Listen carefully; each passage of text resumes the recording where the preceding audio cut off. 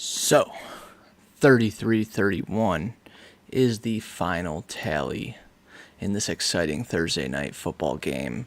Some deem the icy hot bowl between 40-plus-year-old quarterbacks Aaron Rodgers and the Steelers falling to Joe Flacco and the Bengals. This game's recap, college football previews, and more ahead on tonight's episode of the Late Night Live Show, brought to you by the BallsOut Show. I would like to welcome each and every single one of you to the show. Like I said, Late Night Live, brought to you by the BallsOut Show. I am your host, Jake Lehman, which you can go ahead and follow on social media at Instagram, Twitter, and TikTok, all at the handle down below, _JakeFB. Twitter's where you'll probably want to follow me the most. That's where I'm posting the most with the most updates and my takes and whatnot live during games. We are going to hop right into this one, as I just did a stream last night, and this one's probably going to be a pretty quick one, honestly. Like I said, we're just going to be doing a reaction and recap to the Thursday night football game, and then we're also going to take a quick little preview at college football, and we're going to do our early picks for the NFL slate this weekend. So, let's go ahead and get right into this with the Thursday night football reaction. This was an exciting game. I hope you guys watched. I had a blast watching it. The Steelers took an early 10-0 lead, but the Bengals battled back, putting up 17 points up in the second quarter to take the lead in a halftime. Big plays by both offenses. Jamar Chase had a massive game. He had a career-high 16 receptions and a touchdown. Freiermuth made a massive difference in the air, receiving the ball from Aaron Rodgers for the Steelers. Once the Bengals kind of figured out how to shut down Metcalf, he didn't really have that crazy of a game. Muth took over. Flacco balled out. You can see that those extra days in the system really did good for him. He put up 342 yards and 3 touchdowns over 31 completions. The Bengals outgained the Steelers in total yards with 470 to 396. The Steelers turned the ball over twice, both interceptions. The second one definitely was not Aaron Rodgers' fault. It was a wonderful throw that just dropped right in where it had to be. But at the end of the day, Metcalf wasn't able to rip it back into his body in time. Therefore, it left the ball out there for the defender to rip it out of his hands, and he got both feet down, rendering it a interception, a pick. And the Steelers, they didn't help themselves in this game with 7 penalties, losing 59 yards, and also losing the time of possession battle. The Bengals had 34 minutes and 32 seconds of possession in this game, while the Steelers had 25 minutes and 28 seconds. The Steelers' run game, it was there. I mean, I was watching, and they kept, even when they were down 10 points, they kept handing the ball off to Warren, and I don't blame them. I mean, the kid totaled 127 rush yards over 16 carries with a 37-yarder as his longest, but that's not to discredit the Bengals' run game either. Chase Brown had a great day running the ball too. He put up 108 yards over 11 carries with a 37-yard run as his longest as well. It was a great day on the ground. Both quarterbacks had a solid game. Like I said, A-Rod threw 2 interceptions. But at the end of the day, both quarterbacks had a pretty good game. Thought we were going to maybe see some vintage Rodgers there with that last-second Hail Mary. Didn't end up going that way. It would have been a 60-yarder. Chase's career day with 16 receptions got him 161 yards and a touchdown. Freiermuth, once he took over the game receiving, he put up 111 yards receiving through the air, 2 touchdowns over 5 receptions. That last one to take the lead back before they gave it up in the waning seconds that was exciting. I mean, you have A-Rod moving around in the pocket, finding Muth wide open downfield, and just he turned the burners on. He's not super fast, but he turned them on, and he got across that goal line, got the Steelers in position to go up 31-30. Flacco, he like I said, he's gotten into the system enough and overcame the pass rush, which I expected to be a big part of this game. If the Steelers were going to win, TJ Watt, he did not have the day I expected. Flacco got over it, and his line actually showed up. I'm watching the game, and I'm looking over to my peer going, where in the hell is this offensive line when Joe Burrow's back there? It's just non-existent. But yeah, they got some help from the O-line, and he learned enough over this past week in the system to edge out the Steelers in a massive primetime divisional win to move up to 3-4, busting the Steelers down to 4-2. I hope you guys watch that game, because that was a really fun one. I had a blast watching it, and it was just fun, man. It was one of the most fun Thursday night football games I've watched this season, I think. And I'm sure a lot of people will agree with me on that one. Yeah, that's just a really quick breakdown of the Thursday night football game. Tonight's really just a reaction. The real breakdown is going to come on Tuesday's stream after all the NFL games are done, and we go over all the games Tuesday night. So now we're going to go ahead and take a preview at the college football games coming up this week. Tomorrow night, Friday night, we have number 2 Miami hosting Louisville. Miami is favored by 13.5 points in that one. I mean, it's a game realistically that I think Miami is probably going to kind of blow out of the water. Louisville's been solid, sitting at 4-1. They're 1-1 in the ACC. Miami's 5-0. They're 1-0 in the ACC. Have a chance to move up to 2-0 and probably hold on to that number 2 spot, considering who number 1 is playing, unfortunately.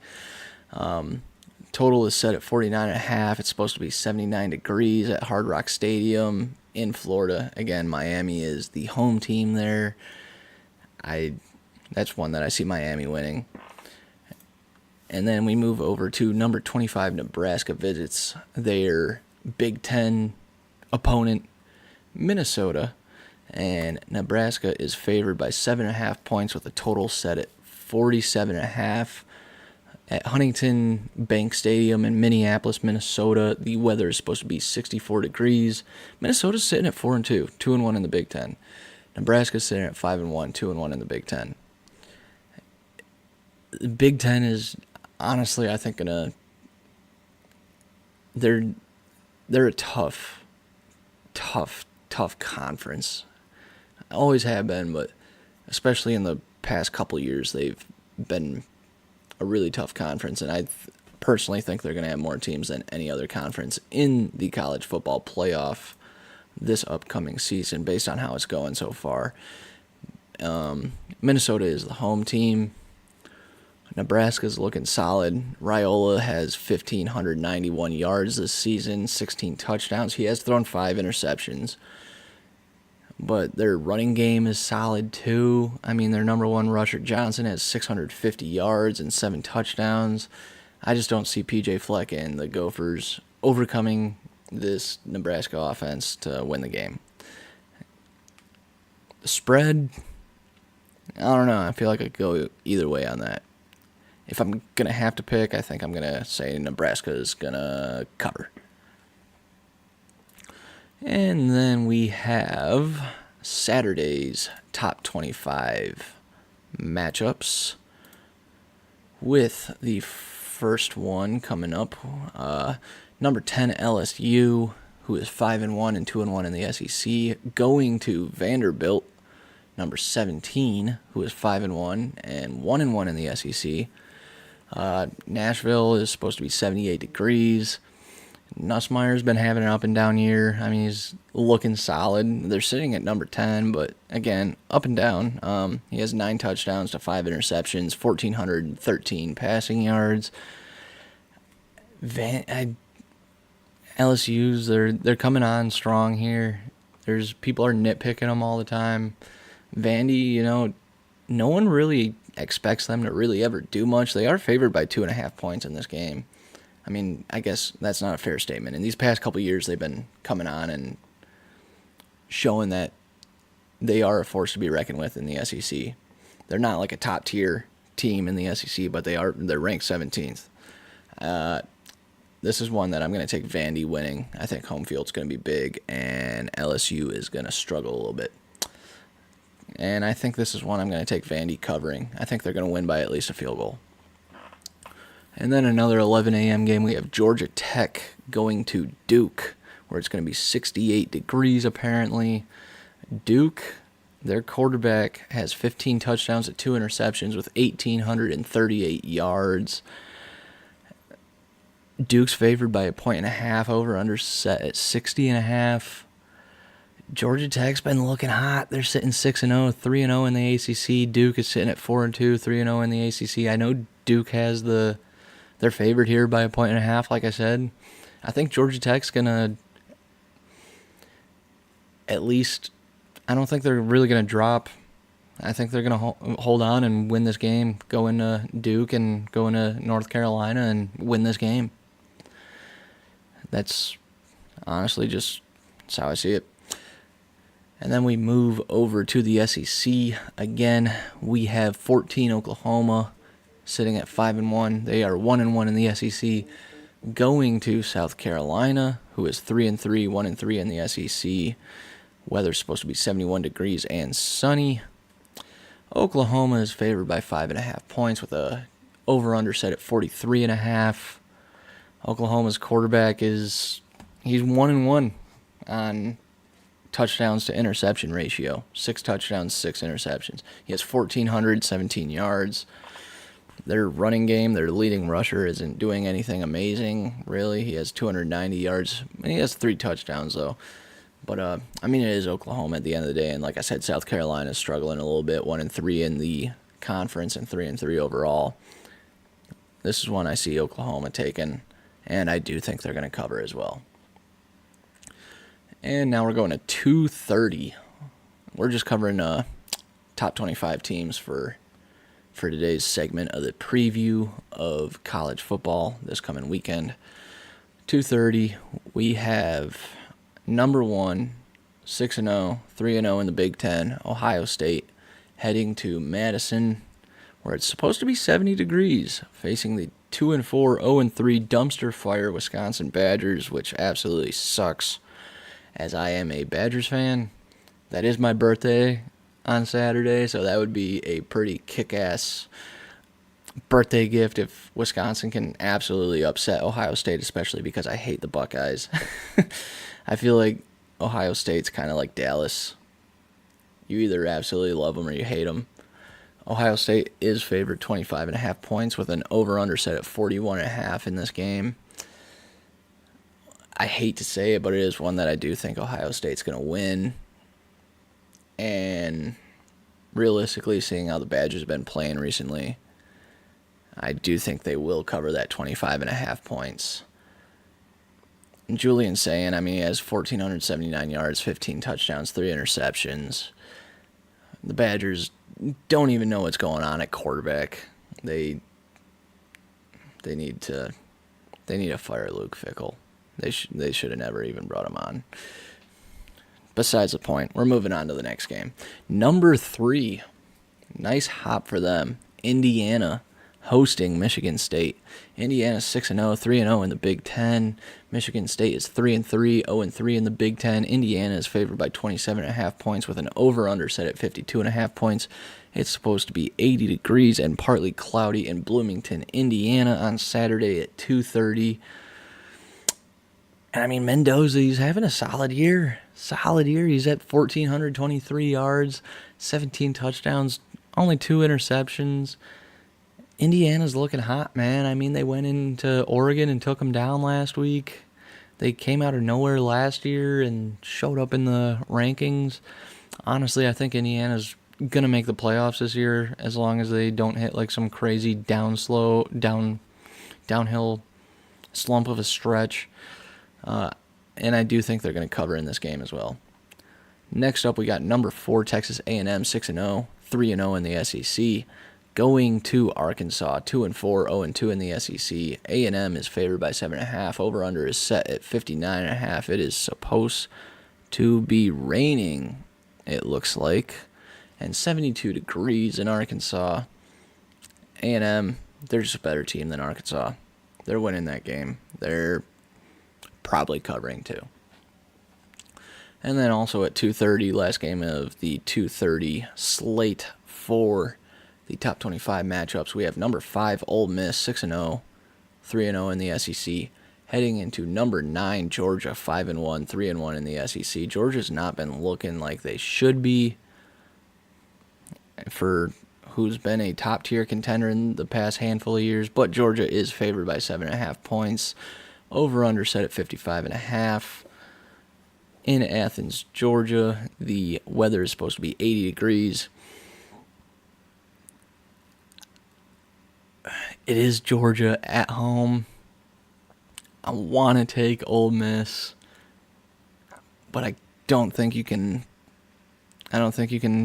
put down the dogs, man. I mean, I think Georgia's going to win. I don't know about cover, because like I said, the spread is set at 7.5 points for Georgia. I don't think they'll cover, but it is one that I think Georgia will win. And now we are moving to 3 o'clock games, and this is all in Central Standard Time, as that is where I reside. We have number 7 Texas Tech heading to Arizona State. Texas Tech is 6-0, 3-0 in the Big 12. Arizona State is 4-2, 2-1 in the Big 12. Texas Tech is favored by 7.5. Over/under set at 51.5. In Arizona, it's supposed to be sunny and 82 degrees. Texas Tech, they're sitting at number 7. They're looking solid. I don't think Arizona State's going to upset them. They just haven't really shown a crazy amount to me this year that shows that they can upset number 7 Texas Tech. And I do think Texas Tech will cover there.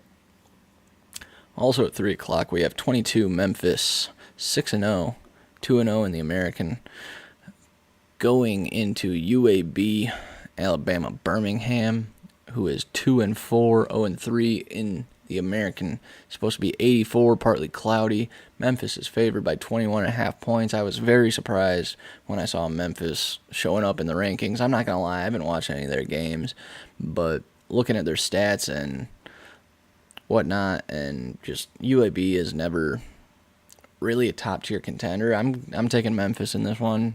I really can't give you guys a solid answer on if I think they're going to cover or not. I just think Memphis is going to win. All right, and now we are moving to 5:30 slate. We got 2 games in the 5:30 slate. We have number 8 Oregon heading to Rutgers. Oregon is 5-1, 2-1 in the Big Ten after losing to Indiana last week.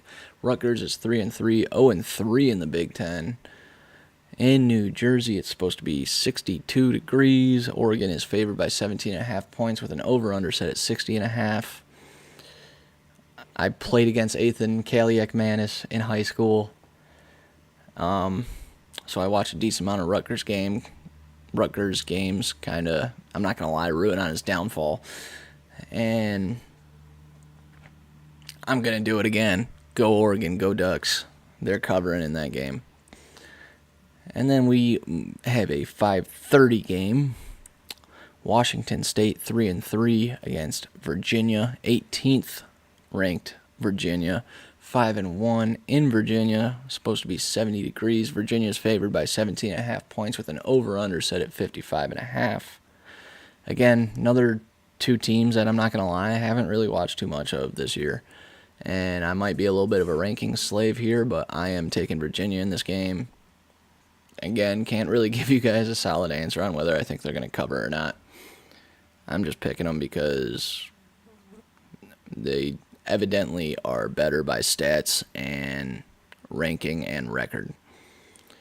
And then we have the night games at 6 o'clock. We have 21 Texas, 4-2, 1-1 in the SEC, going to 2-3, 0-3 in the SEC, Kentucky, where it's supposed to be 76 degrees. Texas is favored by 13.5 points. I thought Texas was going to be hot this year. I thought they were going to be come out firing with their piss hot, but they had a slow start to the season. Arch Manning's been struggling a little bit, but he turned it on last week, and I think he's going to keep it going. Texas wins this game. They cover. And then we have at 6:30, 11 Tennessee, 5-1, 2-1 in the SEC, heading to Alabama, who is 6th, and they are 5-1, 3-0 in the SEC. Bryant-Denny Stadium in Tuscaloosa is supposed to be 82 degrees. Bama is favored by 8.5 points with an over-under of 59.5 points. Another team I really don't like is Bama. I kind of feel like they're like Ohio State as well, where they're like the Cowboys, where you either hate them or you love them. But, I mean, they put up some fun games, but it's hard to win in Tuscaloosa. I think Bama's winning this game. They're not covering, though. I don't think. Also at 6:30, we have a rivalry game, which will be a fun one. We got 5-1, 20th ranked USC heading into 13th ranked 4-2 Notre Dame in Indiana. It's supposed to be 69 degrees. Notre Dame is favored by 9.5 points. This is always a fun one. I expect it to be a fun one. And I beg that it is. This is one of the games. This is the game that I'm probably going to have on the big screen Saturday night. Notre Dame, they need to make stuff happen, and I think they know that. Notre Dame, I'm taking it. Again, I don't know about covering, but I'm taking Notre Dame. Also at 6:30, we got Florida Atlantic, 3-3, 2-1 in the American, going into USF, University of Southern Florida, who is 19th ranked, 5-1, 2-0 in the American, and they've been looking good. I'm just gonna be honest. They haven't played any like ridiculous top tier opponents, but they've been playing some solid teams and they've been looking good. Might be a little luck, but they've been looking good. USF is favored 21.5 points. FAU doesn't really ever do too much. I'm taking USF in this game. Over under is set at 72.5 points in this one. So I guess they're expecting quite a bit of a shootout here. 6:45, we got 16th Missouri, 5-1, 1-1 in the SEC after losing to Alabama last week. Heading into 3-3, 0-3 in the SEC, Auburn. Missouri's favored by 1.5 points. Missouri's going to win this game, in my opinion. They're going to cover. They're going to win by at least a field goal, and I think. 7 o'clock games, we have two 7 o'clock games in the top 25. We have 23 Utah, who is 5-1, 2-1 in the Big 12, heading into 15th ranked BYU, who is 6-0, 3-0 in the Big 12. 58 degrees apparently in Utah that day. Utah is favored by 3.5 points. It's not all that far for Utah to travel. BYU went into, double OT last week. I had that game on. That was another fun one to watch. I think BYU is going to win at home. I know Utah's favored. I think BYU is going to win this one at home. And then the last game of the top 25 teams is also at 7 o'clock. 24 Cincinnati heading into Oklahoma State. Cincinnati's 5-1, 3-0 in the Big 12. Oklahoma State is 1-5, 0-3 in the Big 12. Cincinnati's favored by 21.5 points. They are going to cover. Their quarterback has 1,448 yards passing this season with 14 touchdowns and 1 interception. He's going to keep Sorsby. He's going to keep a clean game. And yeah, Cincinnati's going to cover this one. They're going to win. So, now that we have gone over that, we are going to take a quick break so I can set up and go over my quick early predictions / picks for the upcoming NFL slate this weekend. As I make my picks in my pool, we will go over and recap and do them again on Saturday night on the stream. But, yeah, we're going to take a quick break. I will be right back, and we're going to go over the NFL games that will be happening on Sunday and Monday. See you guys in a second.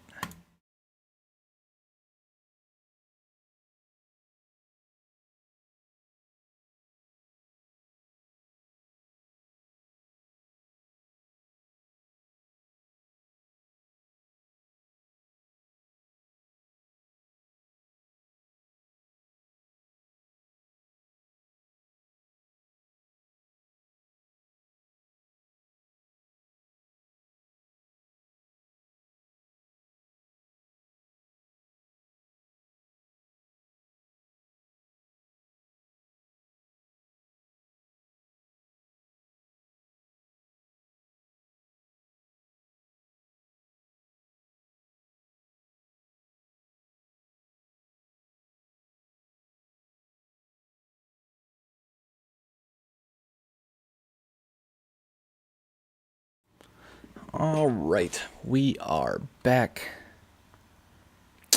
and we are about to go over the games for Sunday and Monday on the NFL slate, and just do our pick 'em. So for my pool, we do not do Thursday night games. We do Sunday and Monday, and we're just going to hop right into it. We got the Rams and the Jags in London on Sunday at 9:30 a.m. Jacksonville looked a little rough last week. I think the Rams are a honest contender for a Super Bowl this year. We're taking the Rams. And then we're moving on to the noon games on Sunday. We are going to start with New Orleans at Chicago. That one is a tough one. New Orleans has definitely been struggling this year. I mean, Spencer Rattler's been looking pretty decent, but they just haven't been able to get enough done. But Chicago is... the Bears are the Bears. I mean, they've won by 1 point their past two games. I'm going to go... Right now, I'm going to go New Orleans on this one. I think they go in and they end the Bears' win streak and get their second win of the season. All right, also at noon, we have Miami at Cleveland. Another two teams that are struggling. This is another hard one to choose. I mean, the Browns just looked absolutely terrible with Dylan Gabriel last week. We're going to go Miami there. We have the Raiders at Kansas City. Raiders have been struggling too. Geno Smith, I mean, they won last week, but Geno Smith is just not having a great year. And Kansas City coming off a win against the Detroit Lions, who've been looking pretty damn good so far. And KC is at home playing at Arrowhead. We're going to go ahead and take KC in that one. Philly, Minnesota. Another one pretty easy. We're going to go Philly there. Minnesota's just not been having their year. Carolina, Jets. I think the Jets are the worst team in the NFL so far this year, and the power rankings show it too. Carolina, they are showing that they can do something. They can do something, and we're going to take Carolina in that game. And then for the last game of the noon slate, we have New England at Tennessee. Drake May's been balling out. Tennessee's been struggling. Cam Ward's been playing all right, but they're struggling. And like I said, Drake May's been looking good so far this year. He's balling out. We're taking New England in that one. Now we are moving to the 3 o'clock slate, 3/3:30 slate. We got New York Giants at Denver. Giants looked good against the Eagles last week. Denver had a very sloppy game in London against the Jets. But Denver is back home. This is a tough one, honestly. I think I'm going to just have to go with the home team. I think Denver's going to bounce back after a sloppy game last week. Also at 3 o'clock, we have Indy at the Chargers. Chargers have been looking a little rough. Indy's been looking pretty damn hot. I think they're another contender for a Super Bowl this year, as long as they don't hit some rough patch. I'm taking Indy in that one. We got my team at 3:30, Green Bay at Arizona. They're going to bring me home a birthday present with a win there. We don't know if they're playing Kyler Murray or Jacoby Brissett yet. We're taking Green Bay. And the last game of the 3:30 slate, we have Washington at Dallas. Washington struggled against the Bears last week. They were trying to give them the game. They struggled. Dallas didn't. I mean, they fought against Carolina, but 3:30, the sun's gonna be like coming down through the window in the roof of AT&T Stadium. This is another tough one. It's a divisional game. Should be a dogfight. I think I'm gonna have to take Dallas in it though, as much as it pains me to do so. All right, then we move over to the Sunday night football game. We got Atlanta at San Fran. San Fran has been struggling a little bit too. I mean, they're not terrible. They have not been looking terrible by any means. Atlanta looked good. They looked good against Buffalo on Monday Night Football. Bijan had a game, and I think he's going to keep it going. We're taking Atlanta in that one. And we have a doubleheader on Monday night. And this is just ridiculous that they have a 10 p.m. game. We're not going to start with that one, though. We're starting with 7 o'clock. Like I said, we're going in order. Tampa at Detroit. Detroit's coming off a loss. Tampa's coming off a win against San Fran last week. They're missing a decent amount of their receiving core. And from what I saw earlier today, Bucky Irving is doubtful to be playing as of now. Detroit at home, I think they're going to bounce back and win that one. And then a 10 p.m. game, like 9 p.m. for me, but still, 9 p.m., that's ridiculous. Houston at Seattle. Those are another two tough teams that are going to be battling it out. Going in Lumen Field, though, it's going to be tough for the Texans. Sam Darnold, he's been up and down, but I think he's going to end up scraping out a win on this one.